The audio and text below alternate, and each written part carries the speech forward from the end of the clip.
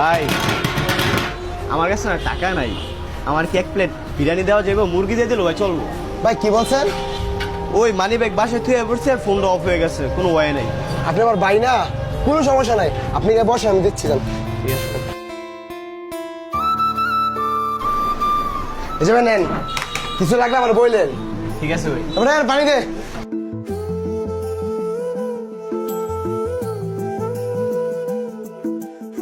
ভাই আপনি বিরিয়ানি বিলটা রাখেন। ঠিক আছে, বাকিটা ব্যাক করতেছি। ভাই ব্যাক করা লাগবো না, আপনার পুরোটা রেখে দেন। আচ্ছা ঠিক আছে, এটাও রাখেন, এটাও রাখেন, এটাও রাখেন। হবে এত টাকা দিয়েছেন কে লেগে আমারে? ভাই ওই যে রিস্কের মধ্যে যে আমার বাড়িটা বই রয়েছে দেখছেন আপনি? হ্যাঁ ভাই। ও আমার কইছে আপনার দোকান থেকে আমি ফ্রিতে খাইতে পারি, আমার 5,000 টাকা দিব। 5,000 টাকা আমি পাইছি, আর আপনার আমি 500 দিয়ে গেলাম। আচ্ছা ঠিক আছে ভাই, আপনার আসবে না? ভাই চলো বড় রেস্টুরেন্টে যাই। এই চলো যাও।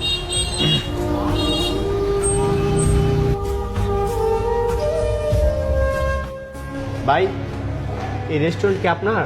হ্যাঁ আমার ওই। কেন? আমার পকেটে তো টাকা নাই, কিছু খাবার ফ্রিতে দেওয়া যাবো?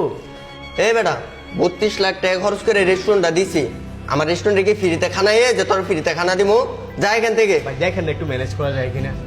তুই যাবি এখান থেকে, না লোক ডাকা ধাক্কা দিয়ে রেস্টুরেন্ট থেকে বার করে দিমু। ঠিক আছে ভাই। ওই থেকে যাই এ পাগল ছাগল সকাল সকাল মাথারে নষ্ট করে দেয়।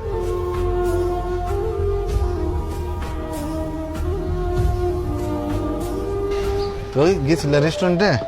ও ভাই গেছিলাম। কি বুঝলে তুমি? ভাই ওই ফুটপাতে যে বিক্রি করে না, ওর মনটা অনেক ফ্রেশ, আর যে 5 স্টারে বিক্রি করতেছে আমার মনে হচ্ছে এর ভিতরে একটু ঝামেলা আছে।